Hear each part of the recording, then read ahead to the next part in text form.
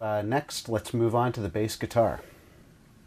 Alright, so again I've set up the space heater as a hardware insert, this time just using a mono channel 3 hardware insert, so we're just using on a bass guitar rather than a stereo stem track. We're just going to play back the bass here.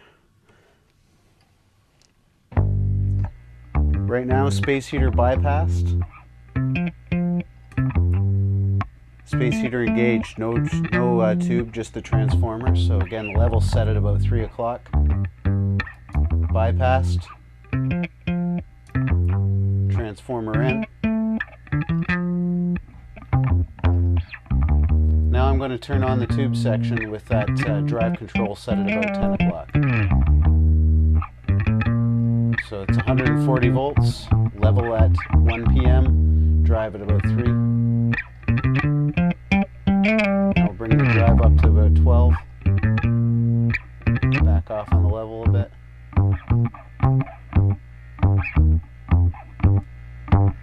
Bring the drive up to 3.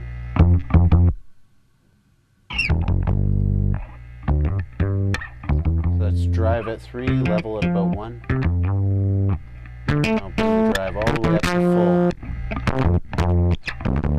Back the level off to about 1 o'clock. Bypassed. Engaged.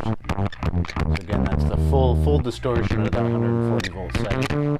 So we'll back this back off to about the 12 o'clock position. Bring the level up to 1. Bypassed. Engaged. So that's 140. Bring it down to 70 volts.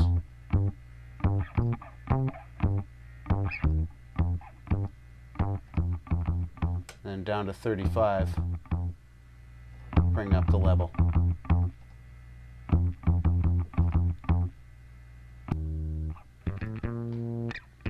So that's 35 volts, full level, and drive at about 12 o'clock. Bring the drive all the way up to 35 volts. Full level, full drive. Really destroy things. So bring back the 12 o'clock position.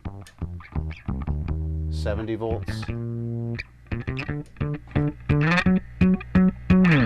140 volts.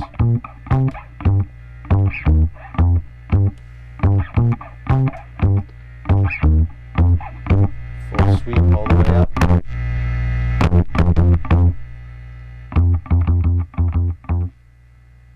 And all the way down.